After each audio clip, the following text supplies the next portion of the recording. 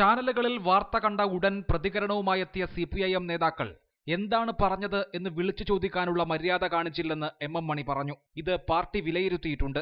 എന്തെങ്കിലും കേൾക്കുന്ന ഉടൻ വികാരപരമായി പ്രതികരിക്കുന്നവർ ഉത്തരവാദിത്തമുള്ള രാഷ്ട്രീയ പ്രസ്ഥാനങ്ങളിൽ പ്രവർത്തിക്കാതിരിക്കുന്നതാണ് നല്ലതെന്ന് മണി ആഞ്ഞടിച്ചു. കേൾക്കുമ്പോഴേ ഒരു വികാരം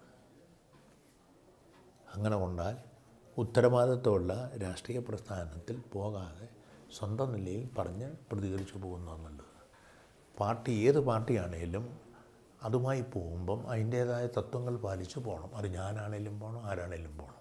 വിവാദമായ പ്രസംഗത്തിൽ സ്ത്രീകളെയല്ല പോലീസുകാരെയും മാധ്യമപ്രവർത്തകരെയുമാണ് ഉദ്ദേശിച്ചതെന്ന് മണി വിശദീകരിച്ചു. പോലീസുകാരും പത്രക്കാരും കൂടി ചെയ്യാവുന്ന പണി എന്തെല്ലാം ഉണ്ടോ അങ്ങനെല്ലാം നടന്നു എന്നാണ് ഞാൻ അർത്ഥമാക്കിയത്. അല്ലാതെ സ്ത്രീകൾ സമരത്തിലിരിക്കുന്ന സ്ത്രീകൾ എങ്ങനെയാണ് കാട്ടിപ്പോകുന്നത്, അതൊന്നും ഞാൻ ഉദ്ദേശിച്ചില്ല. താൻ കാരണം മുഖ്യമന്ത്രി പള്ളുപറച്ചിൽ കേൾക്കേണ്ടി വരുന്നത് സങ്കടമുണ്ടാക്കി. ഇടയ്ക്ക് മന്ത്രിപ്പണി നിർത്താമെന്ന് തോന്നിയിട്ടുണ്ടെന്ന് മണി തുറന്നു പറഞ്ഞു.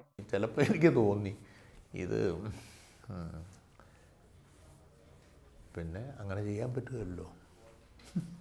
മുഖ്യമന്ത്രിയെ LDFൽ ഒറ്റപ്പെടുത്തി ആക്രമിക്കുന്നുണ്ടെന്ന് CPIയുടെ പേര് പറയാതെ എം മണി ആരോപിച്ചു. ഇത് പാർട്ടിയുടെ വിലയിരുത്തലാണെന്ന് അദ്ദേഹം തുറന്നു പറഞ്ഞു. പിണറായി സഖാവിനെ ഒറ്റപ്പെടുത്തി ആക്രമിക്കുകയാണ് മുഖ്യമന്ത്രിയെ. അത് മുന്നണിക്കകത്തുള്ളവർ ആക്രമിക്കുന്നു, അല്ലാത്തവരും ആക്രമിക്കുന്നു. ഞാൻ അതിനോട് പ്രതികരിക്കും. News desk reporter.